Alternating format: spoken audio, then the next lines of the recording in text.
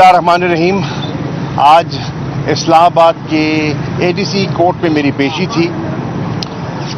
दलाइल दिए गए, मेरे काउंसिल ने मेरा नुक्ता नज़र पेश किया।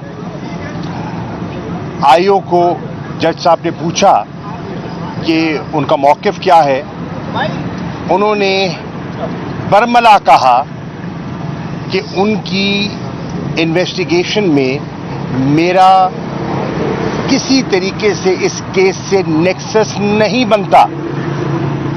तो जज साहब ने कहा जब इनका नेक्सस नहीं बनता तो बिला वजह इन्हें किस केस में क्यों घसीटा जा रहा है। हम तो आए थे अपनी प्री अरेस्ट बेल को कंफर्म करवाने, लेकिन जज साहब ने कहा जब इनका नेक्सस ही नहीं है तो इनको बेगुनाह इस केस में क्यों घसीटा जा रहा है, ये इनके साथ ज्यादती क्यों की जा रही है।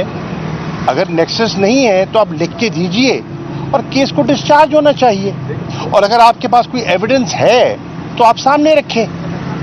तो आएँ बाएँ शाएँ होती रही। उन्होंने जज साहब ने उनको आखिरी मौका दिया है और 26 की तारीख मुकर्रर हुई है। एक और बात जो मैं आपकी खिदमत में अर्ज करना चाहता हूं वो है कि तारीख की सितम ज़रीफ़ी है कि हम तारीख से सबक नहीं सीखते। कल से जो मौजू ज़ेरे बहस है वो है पाकिस्तान तहरीक-ए-इंसाफ पार्लियामेंटेरियंस का लॉन्च। आपको याद होगा कि पीपीपी पार्लियामेंटेरियंस का लॉन्च हुआ। मैं दो जुमलों में ये तफरीक आपके ज़रिए कौम के सामने रखना चाहता हूं, और वो ये है कि जब पाकिस्तान पीपल्स पार्टी पार्लियामेंटेरियंस का लॉन्च हुआ, उसको पार्टी की क़यादत की ताईद हासिल थी, उनकी ईमा और सपोर्ट से हुआ।